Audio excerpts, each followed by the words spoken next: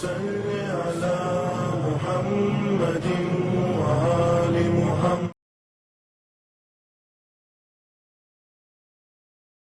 رحم اللہ من قرأ الفاتحہ.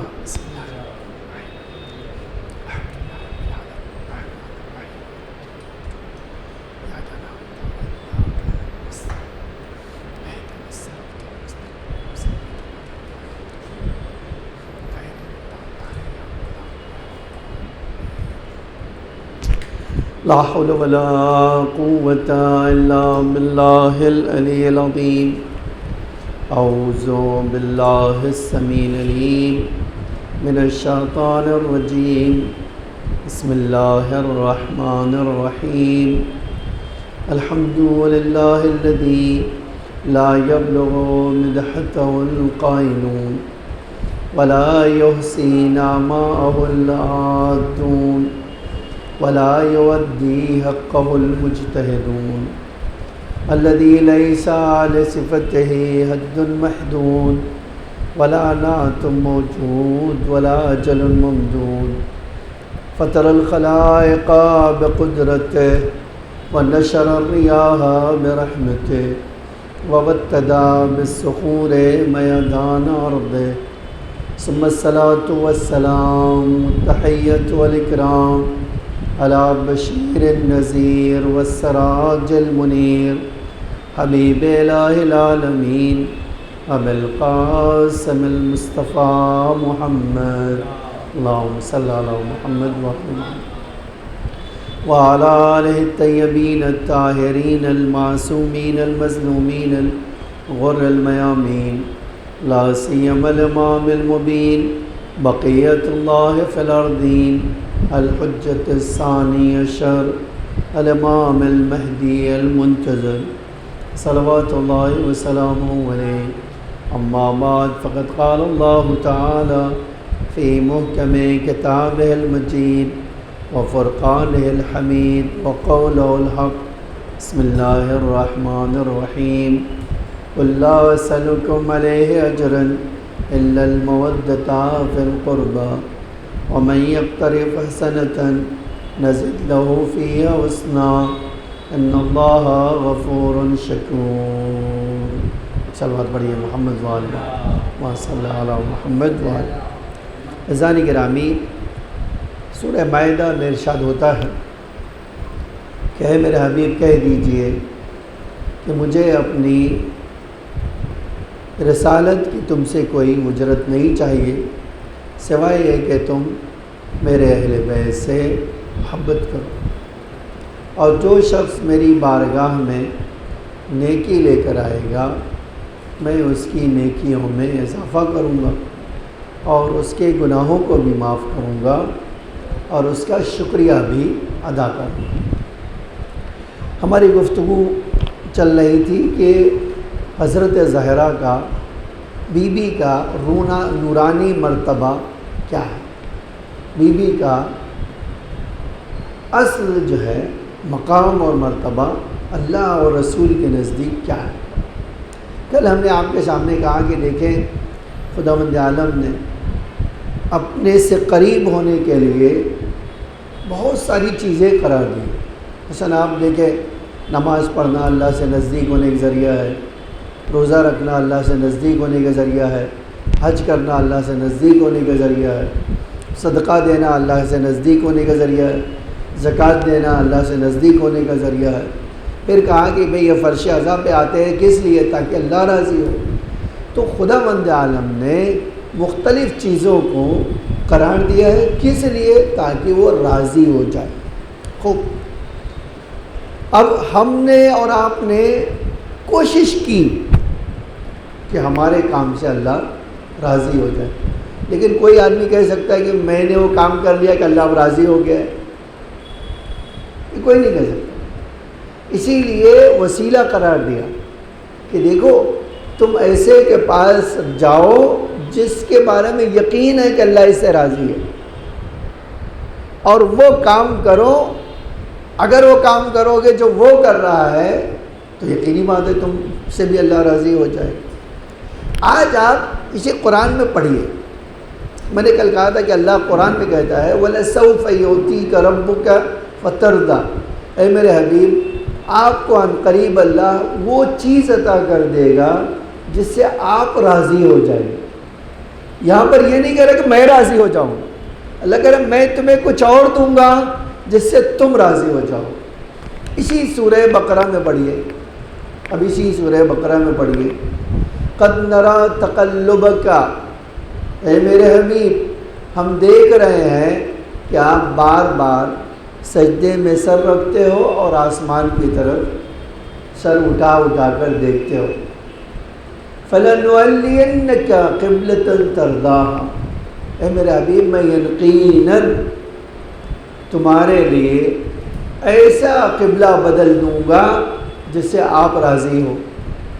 تو آپ دیکھیں اللہ کا رسول، آج مسلمان کیا کہہ رہے ہیں؟ مسلمان کہہ رہے ہیں کہ اللہ کے رسول کا کام کیا ہے؟ اللہ کا رسول کا کام ہے خالی پوسٹ مین، جو اللہ دے وہ لا کے ہمیں ڈیلیور کر دے۔ جبکہ اللہ قرآن میں کیا کہہ رہا ہے کہ میرے حبیب میں آپ کو وہ چیز دوں گا جس سے آپ راضی ہو جائیں۔ تو اگر پوسٹ مین کا کام ہوتا تو یہ کبھی اللہ نہیں کہتا کہ آپ کو راضی کروں گا میں۔ آج حکومت کہتی ہے پوسٹ مین سے کہ میں تو جا اپنی ڈیوٹی کر، میں تجھے راضی کروں گا۔ آج آپ دیکھ لیں پوسٹ مین کو، کوئی گورنمنٹ پوچھنے کو تیار نہیں ہوتی کہ تم کیا کر رہے ہو، ہے نا؟ تو یہ اتنی بڑی بات ہے۔ رسول اللہ کی عظمت کو کم کرنے کے لیے مسلمانوں نے کیا کیا ہے؟ اس طرح کی فکر ایجاد کر لی کہ وہ سیدھے اللہ کے رسول کے اوپر اٹیک کر سکتے۔ اب یہ کہہ دینا کہ رسول اللہ تو ایک پوسٹ مین ہے، یہ کتنا اللہ کے رسول کی شان میں جسارت ہے، جبکہ اللہ کیا کہہ رہا ہے؟ میرا رسول وہ ہے۔ آپ کبھی سوچئے اللہ اپنے رسول کی اتنی عزت احترام کرتا ہے، ایک بار نام نہیں لیتا، بار بار کیا کہتا ہے؟ اللہ جو ہے بار بار کہتا ہے نئے نئے لقب سے، یاسین والقرآن الحکیم، طٰہٰ ما انزلنا الیک القرآن، مزمل، یا ایھا المدثر، یا ایھا المزمل۔ تو اللہ خود اپنے رسول کا اتنا احترام کر رہا ہے، اور مسلمان کیا کہہ رہے ہیں؟ یہ وہابی کیا کہہ رہے ہیں؟ یہ دوسرے فرقے کے لوگ کیا کہہ رہے ہیں؟ جبکہ اسی قرآن میں پوچھے کہ اللہ کہہ رہا ہے کہ میں ایسا قبلہ بدلوں گا جس سے آپ راضی ہو جائیں۔ اب یہ روایت آپ کو سنانا چاہتا ہوں اور پھر آنا چاہتا ہوں۔ دیکھیے اصل مسئلہ کیا ہے۔ پہلی بار آپ جانتے ہیں 2 ہجری جو ہے کہ بعد نماز کا حکم نازل ہوا۔ 2 ہجری تک نماز پڑھنے کا حکم پیغمبر کے اوپر عام مسلمانوں کے لیے نازل نہیں ہوا تھا، 2 ہجری کے بعد نازل ہوا۔ لیکن خود آج تمام مسلمان اپنی کتاب میں لکھتے ہیں نماز نازل ہونے سے پہلے بھی نماز پڑھنے والے 3 تھے۔ ابھی حکم نہیں آیا ہے نماز کا، ابھی اللہ کے رسول نے یہ نہیں بتایا کہ 2 رکعت پڑھنا ہے، 3 رکعت پڑھنا ہے، 4 رکعت پڑھنا ہے، مغرب کی 7 رکعت پڑھنا ہے، ظہر کی 8 رکعت پڑھنا ہے، صبح کے 2 رکعت، یہ نہیں آیا ہے۔ اس کے باوجود جو ہے مدینے سے کوئی گیا اور مکے میں دیکھتا ہے ایک جوان آیا، آگے کھڑے ہو گیا، پھر ایک عورت آئی اس کے پیچھے کھڑی ہو گئی، پھر ایک اور بچہ اس کے مقابل میں آیا، اس کی دائنی طرف کھڑا ہو گیا۔ تو یہ مدینے سے آنے والا شخص بولے یہ سب کیا کر رہے ہیں؟ تو اس نے پلٹ کے جواب دیا، پیغمبر کے چچا نے فرمایا کہ دیکھو میرا بھتیجا یہ جو آگے کھڑا ہے یہ میرا بھتیجا محمد ہے، اس کے پیچھے جو کھڑی ہے وہ اس کی زوجہ خدیجہ ہے، اور اس کی داہنی طرف جو کھڑا ہے وہ اس کا بھائی کا لڑکا ہے۔ تو پھر یہی پیغمبر کے چچا کہتے ہیں کہ اس دنیا میں اس وقت اس کے مذہب کے 3 فالوور ہیں اور تینوں نماز پڑھ رہے ہیں۔ تو اللہ کی شان دیکھیں کہ مسلمانوں کو اس وقت اس لائق بھی نہیں سمجھا کہ وہ نماز پڑھے جب تک کہ اللہ کے رسول نے وضاحت نہ کر۔ تو اب ظاہر سی بات یہ نماز میں اور ان کی نماز میں تو فرق آئے گا نا۔ اچھا مدینے آئے، آپ دیکھیے کتنی عجیب بات ہے، ظہر کی نماز تھی، اب ظہر کی نماز پڑھنے کے لیے رسول اللہ کھڑے ہوئے، صحابی بھی آ گئے، مولا کائنات ایگزیکٹلی پیچھے کھڑے ہوئے۔ اب 2 رکعت نماز پوری ہوئی، ادھر 2 رکعت نماز پوری ہوئی، ادھر حکم آ گیا فَوَلِّ وَجْهَكَ شَطْرَ الْمَسْجِدِ الْحَرَامِ، اے میرے حبیب اپنا رخ بیت المقدس سے موڑ کر مکے کی طرف کر لو۔ آج آپ کبھی سوچئے کہ بھئی یہ حکم آیا، نماز پڑھنے والے صحابی ہیں اور رسول اللہ ہیں اور مولا کائنات ہیں۔ آج تاریخ کہتی ہے جیسے ہی حکم آیا رسول اللہ نے کیا کیا، 180 ڈگری مڑ گئے۔ اب یہ نماز جماعت ہے 180 ڈگری، تو اب پورا مجمع مڑا ہی نہیں سوائے مولا کائنات کے۔ رسول اللہ مڑے تو پھر ساتھ ساتھ میں مولا کائنات مڑے۔ 2 رکعت نماز جو ہے رسول اللہ نے پڑھائی اور 2 رکعت اب رسول اللہ پیچھے ہو گیا، مولا کائنات نے پڑھائی۔ اب آپ سوچئے کہ آپ کبھی سوچئے اس مسئلے پہ، اب نماز ختم ہو گئی تو اللہ کے رسول نے ایک جملہ کہا، فرمایا اے صحابیو 2 رکعت نماز نہیں، اب پھر سے 4 رکعت نماز پڑھ لو۔ وعلیکم السلام۔ پھر سے ظہر کی نماز پڑھ لو انہوں نے۔ تو اب سب کے اللہ کے رسول ہم پڑھ لیں علی؟ فرمایا علی اور میں نے ہی تو نماز پوری پڑھی ہے۔ تو اب ایک سوال ہے کہ سارے مسلمانوں کو جن کو ستارہ کہا جاتا ہے ان کی نماز باطل ہو گئی، اور 2 ہی آدمی اس پوری جماعت میں نماز صحیح ہوئی، ایک رسول اللہ کی اور ایک مولا کائنات کی۔ اب ایک سوال مسلمان کہتے ہیں کہ بھئی ایسا کیسے ہوا؟ ہمارا تو جواب بہت واضح ہے کہ بھئی دیکھو رسول اللہ اور علی علیہ السلام ایک ہی نور سے ہیں، تو جیسے ہی آیت نازل ہوئی تو پیغمبر کو پتہ چلا تو علی کو پتہ ہی چل گیا، تو اس لیے پیغمبر نے منہ موڑا تو مولا کائنات نے موڑ لیا اور نماز ہو گئی دونوں کی۔ اب اسی چیز کو قرآن کیا کہہ رہا ہے کہ اے میرے حبیب میں نے یہ چاہا کہ آپ جس طرف قبلے کا رخ چاہتے ہیں اس وقت آپ بدل دوں، کیوں؟ تاکہ آپ راضی ہو جائیں۔ میں نے کل یہ جملہ کہا تھا کہ اللہ ساری دنیا کے ہر مخلوق ذرے سے آفتاب تک یہ چاہتا ہے کہ انسان اور ساری مخلوق اللہ کو راضی کرے۔ اللہ نے اپنے رسول کا اتنا بڑا مرتبہ رکھا کہ اللہ کہہ رہا ہے کہ میں تمہیں راضی کروں گا۔ اچھا اب یہ مسلمانوں کو دکھائی نہیں دیتا۔ اب ایک دوسری مثال لانا چاہتا ہوں، پھر اس کے بعد آنا چاہتا ہوں شہزادی کے اوپر۔ یہ ایک واقعہ لگتا ہے آپ کو،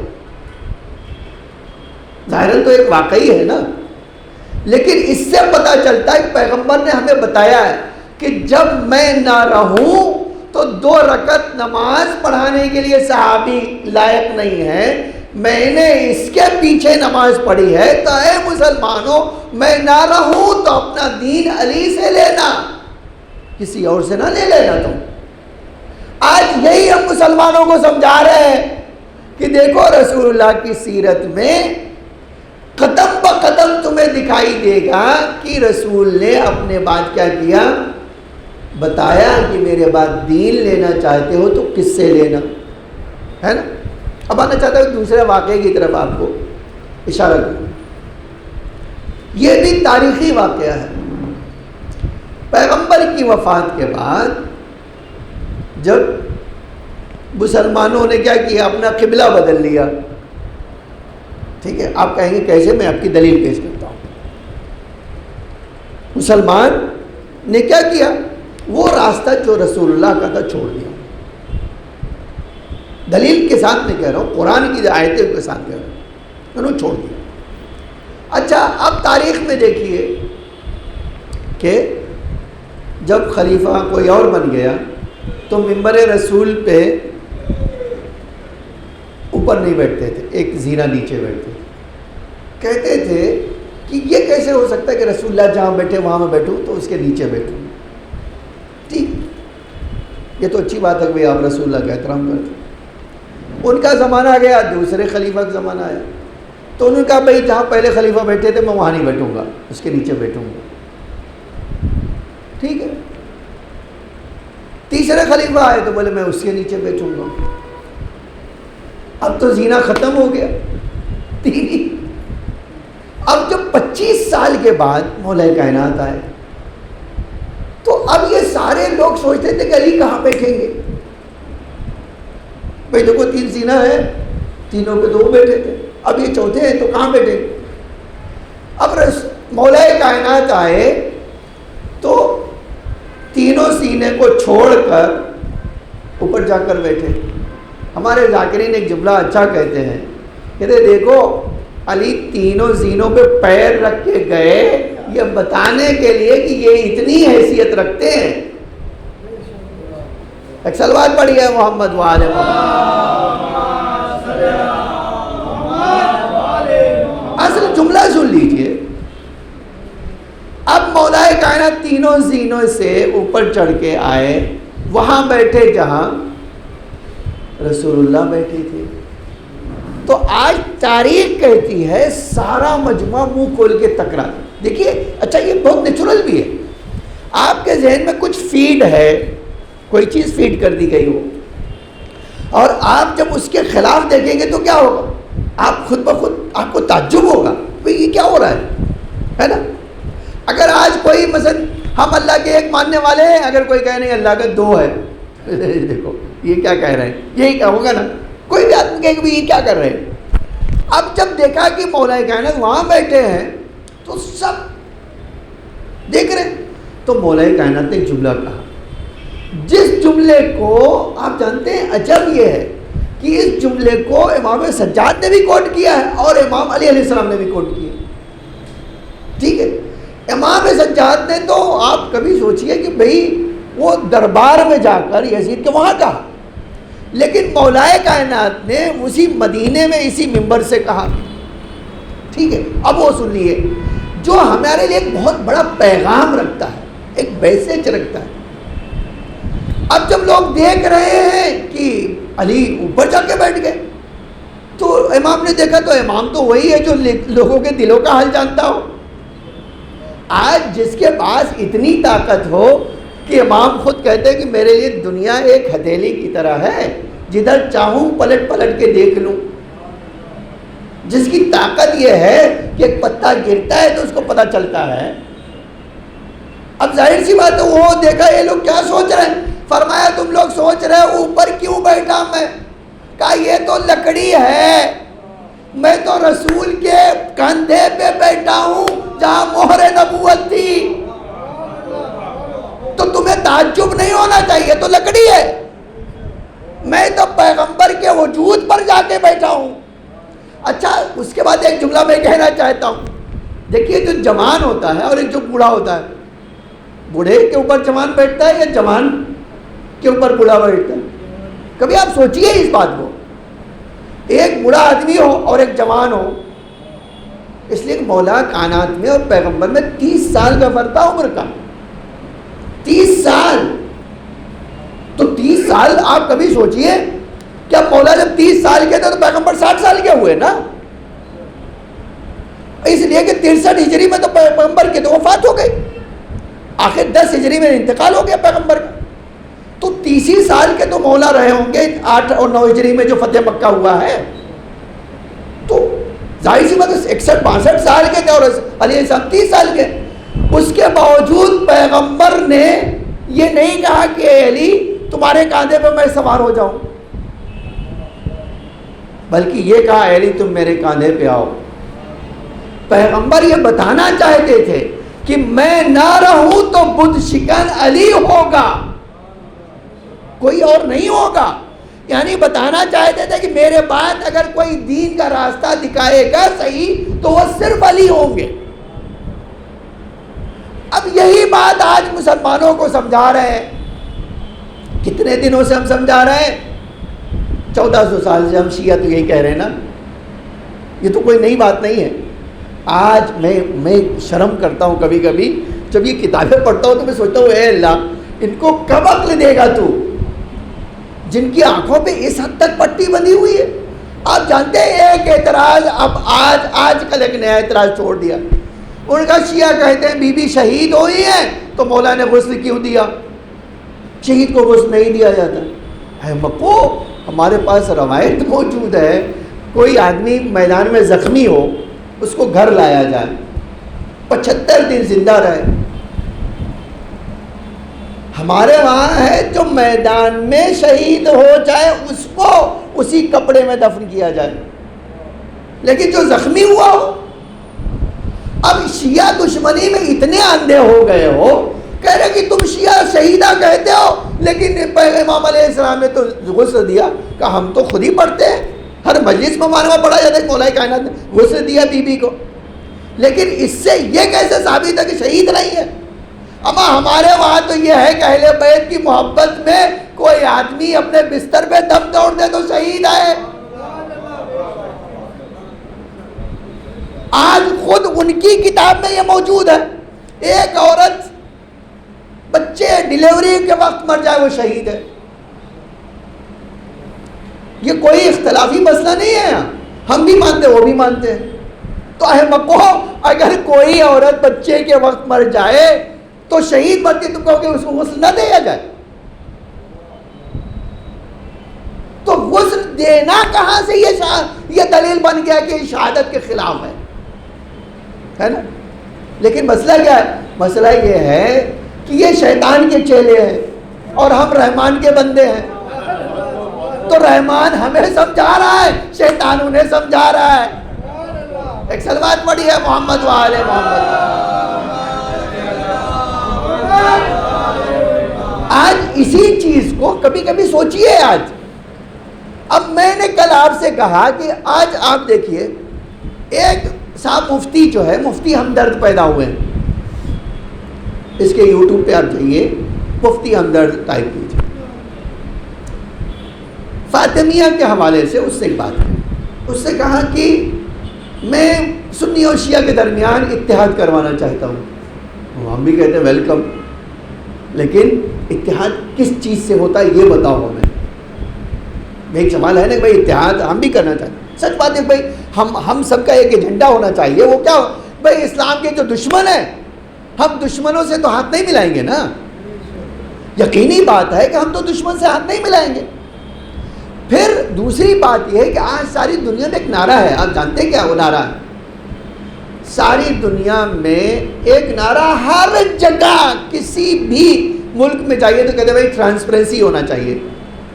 نہیں، ہر معاملے میں ٹرانسپیرنسی ہونا چاہیے.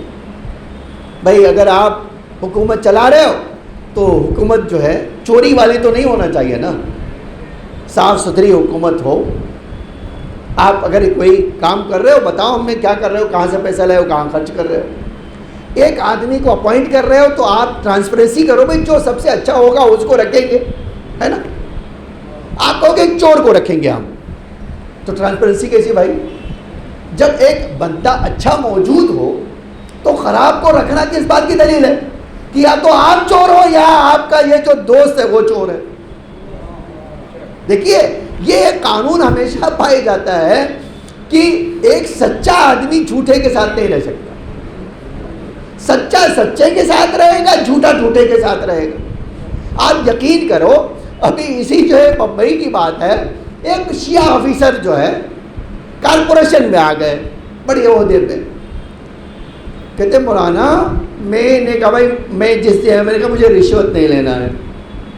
پہلے سے ایک جوائن کیا جاب اور کہہ دیا بھائی مجھے رشوت نہیں لینا، میرا اسٹاف سمجھ لیں مجھے رشوت نہیں لینا. کہتے مولانا سب کے سب میرے دشمن ہو گئے. اب ہر آدمی مجھے شک کی نظر سے دیکھ رہا ہے. تو میں نے کہا بھائی میں چور نہیں ہوں کہ مجھے شک کی نگاہ سے دیکھ رہا ہوں، جو چور ہے انہیں شک کی نگاہ سے دیکھو. بھائی میں تو آج ہی آیا ہوں اور آج ہی کہہ رہا ہوں. اب مسئلہ کیا ہے؟ کہتے میں نے کہا پھر ہوا کیا؟ کہتے مسئلہ ان کو ڈر، ان کو لگ رہا ہے کہ آدمی سچا ہے کہیں ہماری پول نہ کھول دے. یہ حقیقت ہے. اسی لیے آپ ہمیشہ جان لیجئے کہ یہ ٹرانسپیرنسی جو ہے بہت اچھی چیز ہے. اور بی بی نے ایک جملہ اسی خطبہ فدق میں کہا تھا کہ دیکھو میرا باپ آیا تو تم سب کے درمیان اس نے لوہا منوا لیا تو پیغمبری کا اعلان کروایا. آج اسی پیغمبر نے علی کو بلایا ہے, بنایا ہے. اس لیے بنایا ہے کہ علی کا بھی ہاتھ سفید ہے, کالا نہیں ہے. اب بقیہ جو آ رہے ہیں وہ سب کے سب کالے ہی ہیں. ٹھیک ہے, آج ساری دنیا میں قانون ہے نہیں قانون؟ تو ایک سوال ہے, یہی بات جب ہم کہہ رہے ہیں تو مان کیوں نہیں رہے ہو؟ کہتے آپ کیسے کریں؟ میں نے کہا آپ ایک بار تاریخ پڑھ ڈالی ہو مسلمانوں کی, پورے کوئی شیعہ سنی کی بحث نہیں ہے. آپ تاریخ پڑھو, ہر مذہب کا انسان کہتا ہے علی سب سے بڑے عادل, سب سے بڑے زیادہ قرآن جاننے والے, سب سے زیادہ علم رکھنے والے, سب سے زیادہ دین پہ عمل کرنے والے. اور دوسری طرف کون ہے جو منبر پہ جا کے کہتا ہے بھائی دیکھو میں ایک بوڑھا آدمی ہوں اور شیطان مجھے بہکا دیتا ہے, تو جہاں مجھے شیطان بہکا دے مجھے سیدھا کر دو. تو اما شروع سے ہی کیوں اس کو بٹھاؤ, ہے نا؟ آج یہی مفتی ہمدرد آگے کہتے ہیں, یوٹیوب پہ جائیے اور خالی مفتی ہمدرد ٹائپ کر لیجیے, کہتے ہیں آئیے ہم اتحاد کر لیں. کہتے ہمیں کیا پرابلم ہے, لیکن اتحاد کیسے ہوگا؟ ایک چور کو سچے آدمی کے ساتھ بٹھا دیں گے آپ تو اتحاد ہوگا. اما سچا آدمی چاہے گا بھی تو نہیں اتحاد ہوگا, اس لیے کہ چور کو ہمیشہ ڈر لگا رہے گا کہ میری پول کھول دے گا, میری پول کھول دے گا. تو اتحاد کیسے ہوگا؟ اتحاد ہوتا ہے کہ آپ سچے کے ساتھ سچے کو لے آئیے. ایک بات سچے کو سچے کو لے آئیے, ہو گیا اتحاد. اچھا پھر انہوں نے کہا کہ بھائی میں نے اتنے سالوں بعد سنیت پڑھ کے شیعہ کی حقیقت جانی ہے. ہم یہی تو کہتے ہیں میرے بھائی, ہم تو 14 سال سے کہہ رہے ہیں کہ ہماری حقیقت جانو. جس دن جان جاؤ گے تم خدا کی قسم تمہارا سر خود ہی جھک جائے گا. اس لیے کہ ہم اس اہل بیت کو مانتے ہیں جن کے خوشنودی کے لیے اللہ کہہ رہا ہے میرے حبیب تم کو وہ دوں گا جس سے تم راضی ہوگے. اور راضی ہونے کی دلیل کیا ہے؟ دیکھیے راضی ہونے کی دلیل بڑی طاقتور ہے. میں ایک دلیل لاتا ہوں قرآن سے. جناب سلیمان کو جب حکومت دی گئی تو اللہ نے ان کی ایک اسپیشلٹی بیان کی. آپ بھی دیکھیے کتنی عجیب بات ہے, اور ایگزیکٹلی اللہ یہی چاہتا ہے, ہم سے بھی یہی چاہتا ہے. یہ جو بتانے جا رہا ہوں نا, یہ مجھ سے اور آپ سے بھی اللہ یہی چاہتا ہے. اللہ قرآن میں کہتا ہے کہ آج سلیمان کو جو ہم نے حکومت دی ان سے بڑی حکومت اپنے کسی نبی کو نہیں دی. ظاہری ہاں دنیاوی حکومت. پھر اس کے بعد جملہ کہتا ہے انہو اواب. انہو اواب کیا ہوتا ہے؟ کہتے ہیں وہ یہ ہمارا بندہ ایسا ہے کہ جیسے ہی حکومت کا کام کرتا ہے پلٹ کے ہمارے پاس آتا ہے, پھر کام کرتا ہے پھر ہمارے پاس پلٹ کے آتا ہے, پھر کام کرتا ہے پھر ہمارے پاس پلٹ کے آتا ہے. آپ کبھی سوچے بھائی اللہ یہ کیا کہہ رہا ہے؟ اللہ ایک سوال کہ بھائی کیا کہہ رہا ہے؟ تو اس کی مثال دی. کہتے ہیں دیکھو شہد کی مکھی تو اتنی چھوٹی سی ہوتی ہے, اپنے چھتے میں پھل کا رس چوسا, اڑ کے آئی, چھتے میں رکھا اور پھر سے اڑ کے چلی گئی, پھر سے چوسا, پھر سے آ کے یہاں رکھا اور پھر سے چلی گئی. تو کتنی بار دن میں اڑتی اور چھتے کی طرف آتی واپس چلی جاتی, پھر چھتے ہے نا. یہ اللہ کہتا ہے میرا سلیمان اسی طرح تھا. ادھر کوئی کام کیا دنیا کا اور لگا کہ بھئی اللہ اب مجھے اللہ کی بارگاہ میں جائے گا, تو فوراً پلٹ کے اللہ کی بارگاہ میں سر جھکا دیا کہ اللہ جو کچھ ہے تیرا ہی تو ہے, میرا کیا ہے. یہ اللہ کو اتنا پسند تھا کہ اللہ قرآن میں کہتے ہیں انہو اواب. اواب یعنی کیا؟ پلٹ پلٹ کے آنے والا ہے. حکومت ملنے کے باوجود اتنا مصروف نہیں ہو گیا کہ اس کو ایک دن بھی مسجد یاد نہ رہے. ہمارے وہاں دیکھ لیجیے ایک بڑے آدمی ہو جائے, آپ جانتے ہیں اسی ڈونگری میں اسی بمبئی میں مجھ سے کسی نے کہا مول صاحب ہمارے رشتہ دار جب تک غریب تھے نا بہت آنا جانا تھا ہمارے وہاں، ملنا جلنا، دکھ درد اٹھنا سب بڑے اچھے سے چلتے، پیسہ ہو گیا اب وہ ہمارے ساتھ بیٹھنا گوارا نہیں کرتے، آنا جانا تو چھوڑ دیجیے۔ اب اللہ کا ایک روایت یاد آ گئی بڑی خوبصورت، وہ سناتا ہوں، ایک صلوات پڑھیے محمد والے محمد۔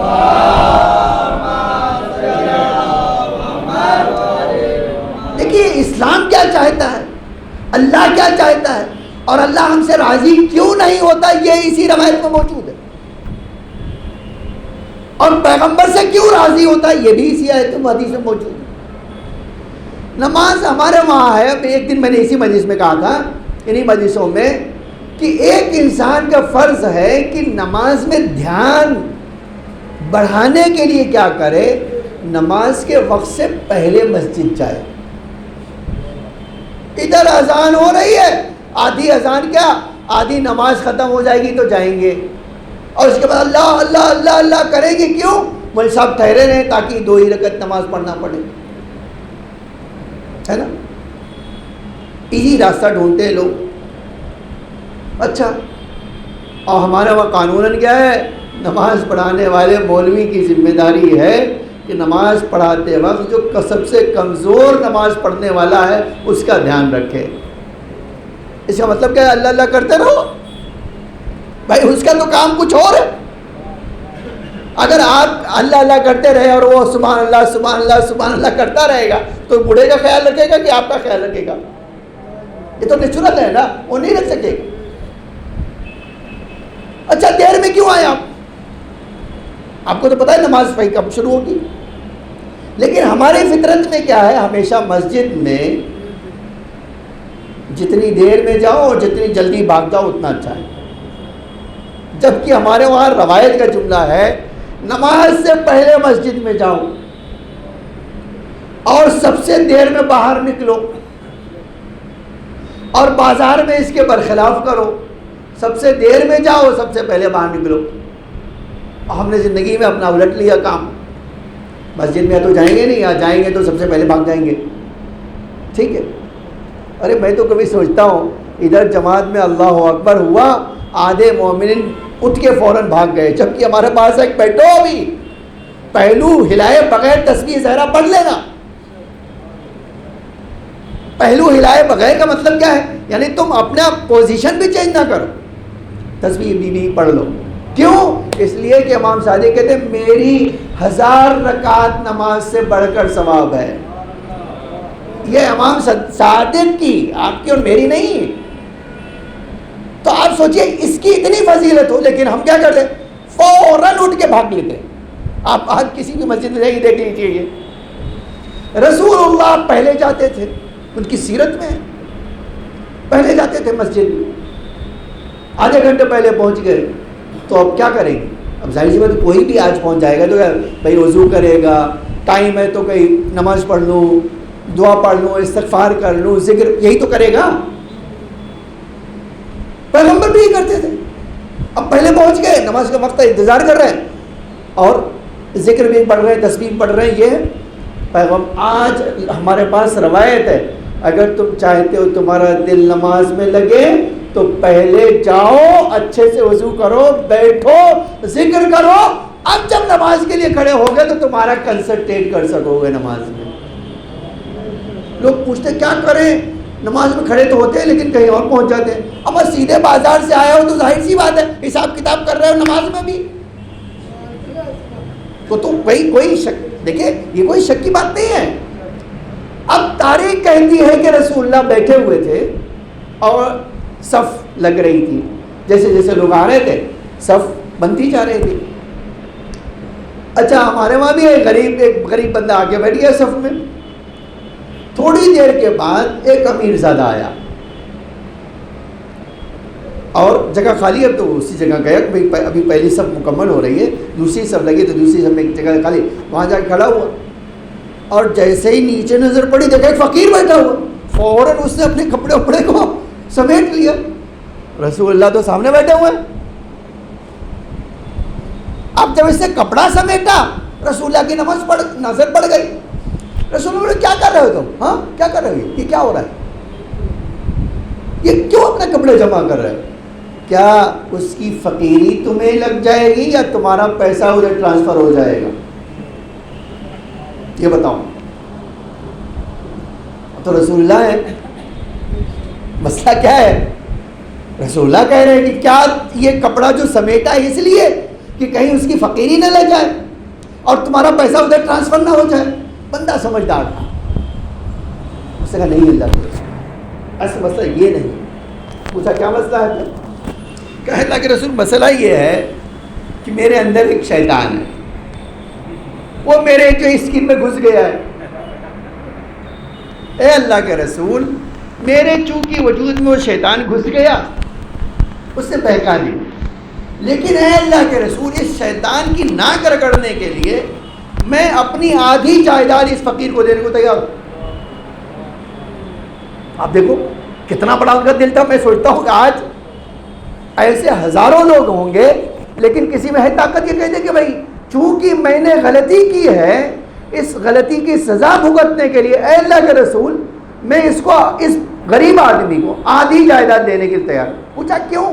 کہا تاکہ آئندہ کسی غریب کو دیکھ کر کپڑے نہ سمیٹوں، ہمیشہ یاد رہے گا کتنا بڑا جریمہ بھرا ہے. تو اے اللہ کے رسول میں اس کے کفارے کے لیے آدھی جائیداد دینے کو تیار. اللہ کے رسول نے اس سے پوچھا ہے جو فقیر تھا، کہا تم لینے کے لیے تیار ہو؟ اس نے کہا نہیں میں دینے کے لیے تیار نہیں ہوں. تو سنا میں تم کیوں اترا رہے ہو بھائی؟ وہ دینے کے لیے تیار ہے تو تم کیوں اترا رہے ہو؟ تم تو فقیر ہو نا. کہا ہے اللہ کے رسول سچ ہے کہ میں فقیر ہوں لیکن میں لینے کی تیار نہیں ہوں، اترا نہیں رہا ہوں. پر پھر کیوں نہیں لے رہا؟ کہا اس لیے نہیں لے رہا ہوں کہ اس کا دماغ پیسے نے خراب کیا تھا، میرے پاس آ جائے تو میرا دماغ بھی خراب ہو جائے. یہ سچائی ہے یار، یہ ایک فیکٹ ہے. تو اللہ کا رسول کیا چاہتا تھا؟ مسجد میں پہلے آؤ. کس لیے آؤ؟ تاکہ غرور تمہارے وجود سے نکل جائے اور پھر اسی غرور میں مبتلا ہو گئے. تو اب نماز تو اللہ نے اس لیے رکھی کہ اللہ راضی ہو جائے. بندہ مسجد میں پہنچ کے اللہ کو ناراض کر رہا ہے تو کیا ہوگا بتائیے؟ اسی لیے اللہ نے ایک سسٹم رکھا. اور سسٹم کیا تھا؟ واقعی دیکھیں بی بی کی قربانی یہیں سے پتہ چلتی ہے. آج وہ اتنے سالوں کے بعد کہہ رہے ہیں ہاں ہمیں سمجھ میں آیا کہ بی بی کا جو یہ قانون تھا، مسجد میں آ کے کہا کہ دیکھو تم جو آج بھیانک غلطی کر رہے ہو کہ میرے بابا کی جگہ پر ایسے کو لا رہے ہو جو تمہارے کیٹیگری میں تھرڈ کلاس کا بھی نہیں ہے، جبکہ اسلام چاہتا تھا فرسٹ کلاس کا ہو. تو تھرڈ کلاس بنا کے رہو گے تو کیا ہوگا؟ اب نیچے ہی جاؤ گے، اوپر تو آنے والے نہیں ہو. یہ فرسٹ کلاس ہوتا تو تمہیں اوپر لاتا تھا نا، یہ تو تھرڈ کلاس والا ہے. آج مسلمان کہہ رہے ہیں کہ اگر اتنا ہی بات تھی تو دلیل کیا ہے؟ میں ایک عجب کتاب ہے، آج ان کے وہاں کتاب موجود ہے ابن شیبہ. ان کے وہاں ایک ابن شیبہ بہت بڑا نام ہے، بخاری کے استاد تھے، مسلم کے استاد تھے. آج آپ دیکھیں گے انہوں نے اپنی بخاری میں بہت ساری حدیثیں ابن شیبہ سے لی. استاد ہے مسلم کا بھی اور بخاری کا بھی. 234 ہجری میں مر گیا. اور آپ جانتے ہیں ان کے وہاں پہلی کتاب جو بخاری کی لکھی گئی ہے وہ اس کے بعد ہے، کیونکہ 150 سال تو حدیثیں لکھنا بینڈ تھا. اب اتنی چیزیں بینڈ ہونے کے بعد 150 سال تک اب خلیفہ نے حدیث لکھنا بینڈ رکھا. کوئی حدیث بیان نہیں کر سکتا تھا. اچھا آپ بتائیے 150 سال میں کتنی جنریشن مر جائے گی؟ آپ کبھی بتائیے، کوئی آدمی مجھے بتائے. 150 سال میں تو جنریشن ختم ہو جائے گی. نہیں، جس نے رسول اللہ کو دیکھا 150 سال کے بعد زندہ رہے گا کوئی؟ تو اب جتنے لوگ تھے وہ لوگ تھے جنہوں نے رسول اللہ کو دیکھا ہی نہیں، تو حدیث کون بیان کرے گا؟ سوال یہ ہے. ہم آج یہی کہتے ہیں مسلمانوں سے کہ ہمارا تمہارے پاس تو ایک ایسا آدمی ہے ہی نہیں 150 سال کے بعد جو رسول اللہ کی ڈائریکٹ حدیث سنا ہو. لیکن یہ شیعہ کے بارے میں نہیں کہہ سکتے ہو تو، اس لیے کہ شیعہ تو ہمیشہ اپنے معصوم اماموں سے لیتے آئے ہیں، تو کبھی ہمارا سلسلہ تو ٹوٹا ہی نہیں. ہم نے تو پیغمبر کے بعد علی علیہ السلام سے لے لیا، اس کے بعد امام حسن سے لے لیا، اس کے بعد امام حسین سے لے لیا، اور سلسلہ آج تک 250 سال تک چلتا رہا. 250 سال تک تو ہم تو معصوم امام کے سائے میں پلے ہیں نا، تو ہماری حدیثوں کا سلسلہ. اب کہہ رہے کہاں ہے وہ حدیث ہے، آپ بتائیے کہ زہرا کے گھر پہ حملہ ہوا. لیکن اللہ جو ہے دیکھیے کیسے جیسے ذلیل کرتا ہے. ابن شیبہ جو بخاری اور مسلم کے استاد ہیں، انہوں نے اپنی کتاب میں لکھا کہ پیغمبر کے بعد خلیفہ گئے اور کہا کہ تمہارا گھر جلا دیں گے. اور شبلی نعمانی نے لکھا اس کی وضاحت میں، یہ خلیفہ بڑے تند مزاج تھے. اے بھائی، جس آدمی نے 150 سال حدیث بینڈ کروائی ہو، وہ کیا حدیثیں یہ لکھنے دے گا؟ آپ بتائیں، کوئی انسان بتا دے جو ایک معمولی حدیث نہیں لکھنے دے گا. دیکھ رہا ہے آج ام المومنین عائشہ کہتی ہے، کیا جانتے ہیں میرے باپ نے 500 حدیثیں جمع کی تھی، جب خلیفہ بنے تو آگ لگا دی اس میں. یہ کون کہتا حدیث؟ بخاری میں ہے. اب جو اس طرح کا ہو کہ بھیا جتنی حدیثیں ملے سب کو آگ لگا دو. آج ان کے چیلے ہم سے پوچھیں کہ بھئی حدیث دکھاؤ، ہم کہیں بھئی حدیث کیسے دکھائیں، تمہارے تو استاد یہ کام کر کے گئے ہیں. دیکھیے ایک عقل مندی کی بات ہے نا. لیکن اللہ کا کام جو ہے بڑا عجیب ہوتا ہے. اللہ نے ایسی کتابیں، آج بھی ہمارے علماء نے 70 کتابیں سنیوں کی ڈھونڈی جس میں ان کے لکھنے والوں نے لکھا کہ ہاں انہوں نے بی بی کا گھر جلایا، بی بی کے گھر پہ حملہ کیا. آج ہی میں نے حدیث پڑھی کہ خلیفہ خود کہتے تھے کہ 3 کام میں نے ایسا کیا ہے جس کے لیے رو رہا ہوں، پچھتاوا ہے، اور زندگی کے آخری لمحہ تھا. تو کیا کام کیا؟ کہ ایک زہرا کے گھر پہ حملہ کروایا. یہ تو آج حدیث میں آج ہے کتاب، آئے ہم سے پوچھے. لیکن اتنے بے شرم ہیں کہ آ کے سوچتے ہیں کہ کسی کو پتہ ہی نہیں. وہ آ کے کہتے نہیں یہ صرف شیعوں نے گڑھ لیا. بھائی ہم تو یار پیدا بھی نہیں ہوئے تھے، ہم شیعہ تو تھے. ہم تو شیعہ جو ہے پیدا ہوئے ہیں، تمہارے لیے تو پیدا نہیں ہوا. اگرچہ شیعہ علی علیہ السلام کے زمانے سے، رسول اللہ کے زمانے سے، لیکن ہم تو نہیں تھے نا، آپ تو نہیں تھے نا. تو یہ کتابیں تو ہم نے نہیں لکھی ہے، کتابیں تمہارے لوگوں نے لکھی. تو کم سے کم اتنی بے شرمی نہ کرو، جاؤ ایک بار وہ کتابیں پڑھ لو جو ہمارے شیعوں نے نہیں لکھی ہے، آپ کے لکھی ہے. اور تم کہتے ہو یہ حافظ تھے، یہ امام تھے، یہ تو وہ تھے، اور یہ تھے وہ تھے. جو کچھ بھی رہے ہمیں کوئی مطلب نہیں. ڈاکو رہے، چور رہے، ساؤ رہے، ہمیں کچھ نہیں مطلب یہ ہے کہ تمہاری کتاب میں ہے تو مانو اس کو، یا کہہ دو کہ ہم یہ ہیں نہیں، یہ فرقے سے تعلق نہیں رکھتے. تو ہم کبھی نہیں کہیں گے آپ کتاب پڑھیے. آپ کوئی فرقے اور والے ہیں تو ہم کہیں گے آپ کی کتاب بتائیں گے کہ بھئی دیکھو اس میں تمہاری کتاب میں.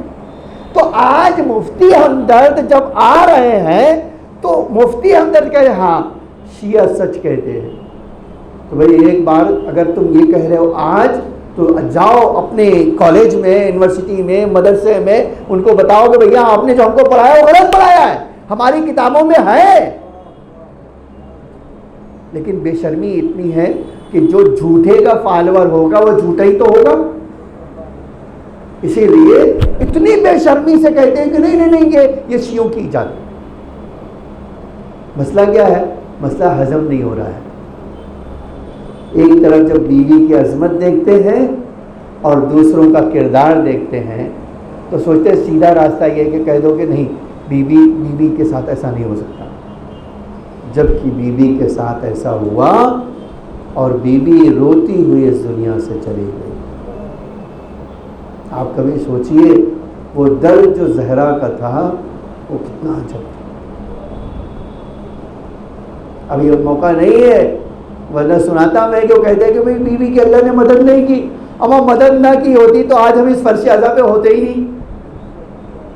آپ کبھی سوچئے کہ جن کے حکومت اتنی تھی کہ سانس لینا دوبر تھا شیعوں کا، آج ساری دنیا میں شیعہ ہیں، اس بات کی دلیل ہے کہ بیوی کی اللہ نے مدد کی، جو بیوی پیغام پہنچانا چاہتی تھی وہ پیغام ہم تک پہنچ گیا۔ نہیں، اگر یہ پیغام نہ پہنچا ہوتا تو آپ اور میں اس فرش ازا پہ ہوتا ہی نہیں، ہم بھی کہیں تراویح پڑھ رہے ہوتے۔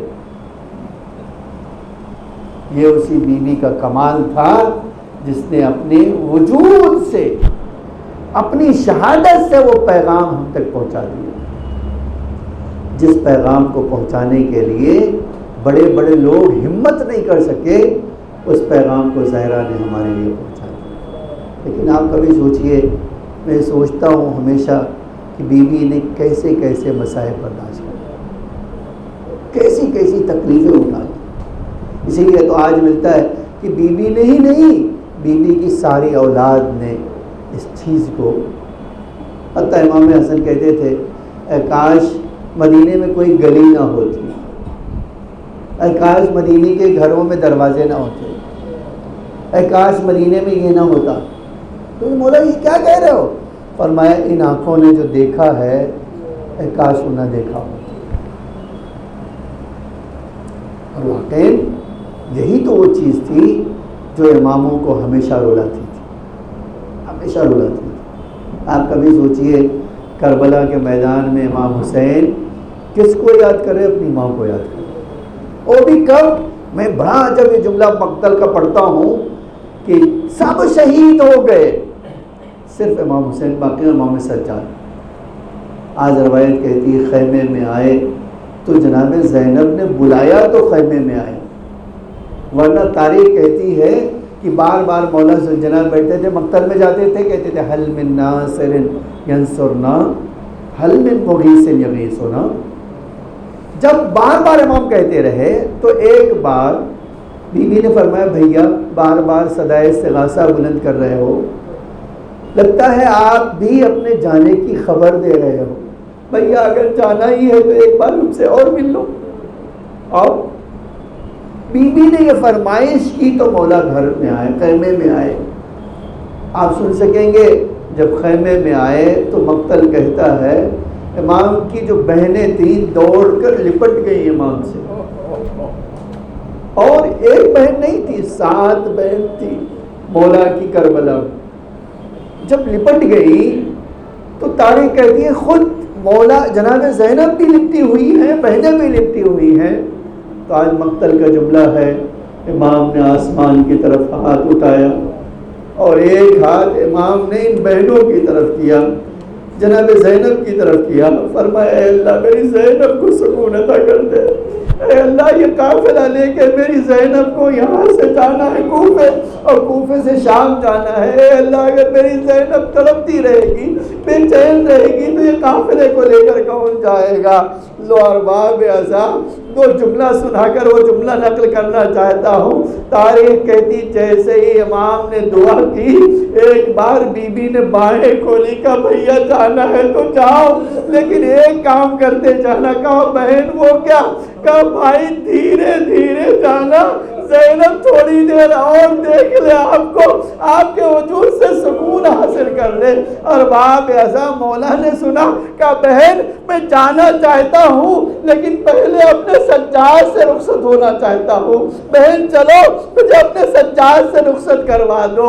مقتل کہتا ہے آگے آگے بی بی ہے، پیچھے پیچھے مولا جا رہے ہیں۔ جلدی سے بی بی خیمے میں پہنچی، سید سجاد کا شانہ ہلایا، بیٹا اٹھو دیکھو کون آیا ہے تم سے رخصت ہونے کے لیے۔ امام سجاد نے آنکھیں کھولی تو مقتل کہتا پہچان نہ سکے، مولا اتنا زخمی تھے کہ مولا پہچان نہ سکے۔ کہا پھوپھی اماں کون کھڑا ہے؟ کہا بیٹا غور سے دیکھو۔ جب غور سے دیکھا تو سوال کرنا شروع کیا، اے پھوپھی اماں میرا چچا عباس کہاں ہے؟ اے پھوپھی اماں میرا بھائی علی اکبر کہاں ہے؟ اے پھوپھی اماں میرا چچا ذات بھائی قاسم کہاں ہے؟ ایک ایک جملے کو پوچھتے رہے، یہاں تک کہ مقتل کہتا ہے امام حسین کو رحم آ گیا اپنے سجاد کے اوپر، ایک جملہ کہا، بیٹا اب میرے اور تیرے علاوہ کوئی زندہ نہیں ہے، میرے لال تیرا بھائی اصغر بھی مارا جا چکا ہے، بیٹا کب تک پوچھو گے؟ بس یہ جملہ کہنا تھا۔ امام نے جیسے ہی یہ جملہ سنا کہا پھوپھی اماں مجھے ایک عصا لا دیجئے اور ایک نیزہ لا دیجئے۔ کہا بیٹا عصا کیا کرو گے؟ کہا پھوپھی اماں میں بیمار ہوں، ارے میں اسی عصا کا سہارا لوں گا، نیزے سے ظلم و ظالموں پر حملہ کروں گا۔ آپ نہیں دیکھ رہی میرا باپ کتنا اکیلا ہو گیا ہے؟ امام آگے بڑھے، سینے سے لگا لیا، اے بیٹا سجاد، ارے تجھے تیرے بابا کی قسم ہے اپنی جگہ بیٹھ جاؤ۔ اے بیٹا میری ماں نے ایک وصیت کی تھی، اے بیٹا یہ وصیت یاد رکھ لینا، جب کربلا سے جانا تو اے بیٹا تیرے لیے اس سے زیادہ دشوار ہوگا کہ تو باپ کا دفاع کرے۔ اے بیٹا بہنوں کو لے کے بلوے عام میں جانا یہ تیرے لیے شہادت سے بڑھ کر۔ لعنت اللہ علی القوم الظالمین۔ سیعلم الذین ظلموا أی منقلب ینقلبون۔ الہی بحق زہرا و ابیہا و بعلہا و بنیہا وسر المستودع فیہا بعدد ما حاط بہ علمہ۔ اے اللہ ہم سب کی عزاداری کو قبول فرما، اے اللہ ہم سب کو بیوی کے عزاداروں میں قرار فرما، ہمارے مولا ہمارے آقا کے ظہور میں تعجیل فرما، زمین کو آقا کے ظہور کے لیے آمادہ فرما، ہم سب کو مولا کے نصرت ہاروں میں شمار فرما۔ اے اللہ مومنین جہاں بھی ان کی جان و مال عزت آبرو کی حفاظت فرما۔ اے میرے معبود جو مومنین بیمار ہیں انہیں شفائے عاجل و کامل عطا فرما، جو مقروض ہیں ان کے قرضوں کو ادا فرما، جو بے گھر ہیں انہیں گھر عطا فرما، جو بے اولاد ہیں انہیں اولاد نرینہ عطا فرما۔ اے اللہ ہم سب کی روزی میں اضافہ فرما، اے اللہ جو قید میں انہیں قید سے رہائی عطا فرما، جو ظالموں کے نرغے میں انہیں ظالموں سے نجات عطا فرما۔ اے اللہ شیعت کے پرچم کو سربلند فرما، کفر و نفاق کے پرچم کو سرنگو فرما۔ اے میرے معبود جو محمد اور آل محمد کا واسطہ ہمیں نور اہل بیت، ہدایت اہل بیت، شفاعت اہل بیت اور اے اللہ آخرت میں بیوی کی شفاعت سے محروم نہ فرما۔ ربنا تقبل منا انک انت السمیع العلیم۔